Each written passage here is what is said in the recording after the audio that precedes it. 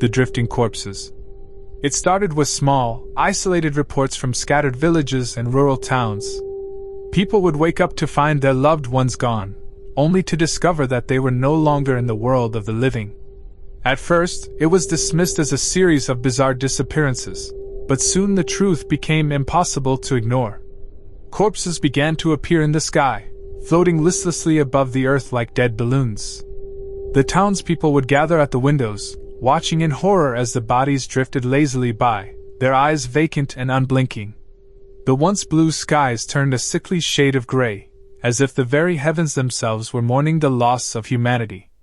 Dr. Emma Taylor, a renowned parapsychologist, was called to investigate the phenomenon. She assembled a team of experts from various fields, physics, anthropology, and even cryptozoology, to try and explain this inexplicable occurrence.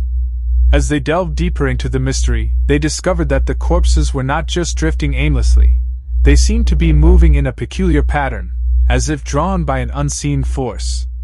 "It's like they're being pulled apart," said Dr. Taylor, staring up at the sky in dismay.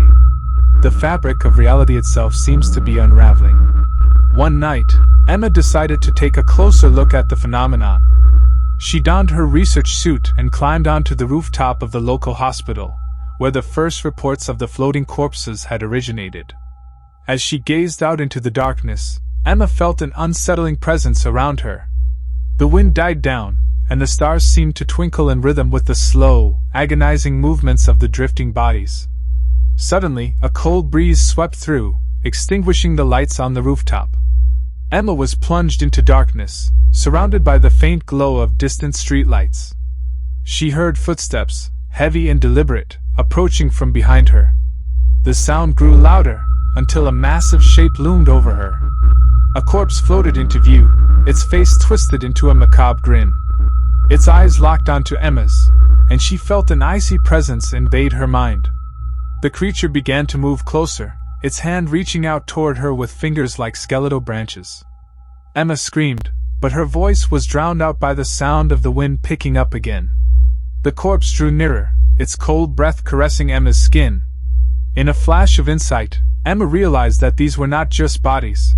They were vessels for something far more sinister, an otherworldly force that had consumed humanity and left nothing but empty shells in its wake. As the creature grasped her hand with its bony fingers, Emma's world went black. The last thing she heard was the sound of whispers carried on the wind. "We are not alone."